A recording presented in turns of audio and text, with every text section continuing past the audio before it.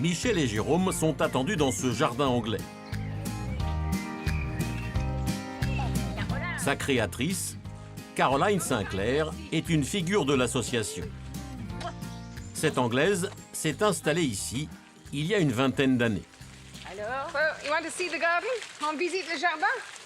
Caroline a dessiné des massifs foisonnants autour d'une ferme typique de la région.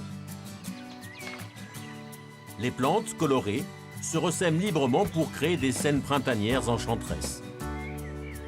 Et comme dans tous les jardins à l'anglaise, la maître d'œuvre veut imiter la nature. En fait, on fait une guerre contre la nature, je trouve. Quand on est jardinier, c'est une forme de guerre. C'est une gentille guerre, mais c'est quand même... tout veut pousser. Quand je jardine, je me trouve en train de sélectionner. Est-ce que je garde ça ou ça? Les deux sont beaux, mais il n'y a pas de place pour les deux. Donc, lequel je garde? Et c'est un peu ça, en fait. L'effet final, c'est le résultat de ce choix, en fait.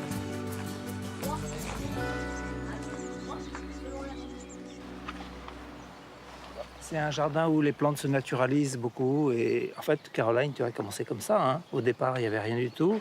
Tu as semé quelques graines et puis c'est devenu cette féerie. Oui. Voilà. Je pense qu'on peut tous dire, on ne sait pas pourquoi on le fait.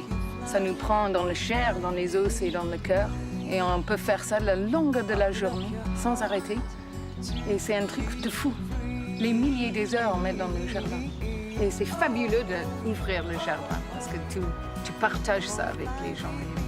Avec le partage, c'est la richesse de le jardin. Garder ça pour soi, c'est comme un tournesol de Van Gogh dans un truc fermé dans une banque. Ça, c'est horrible et ça doit être vu par tout le monde. Et quand j'ai une chose qui est si beau que je veux pleurer devant, je veux qu'il y ait quelqu'un à côté de moi pour partager ça.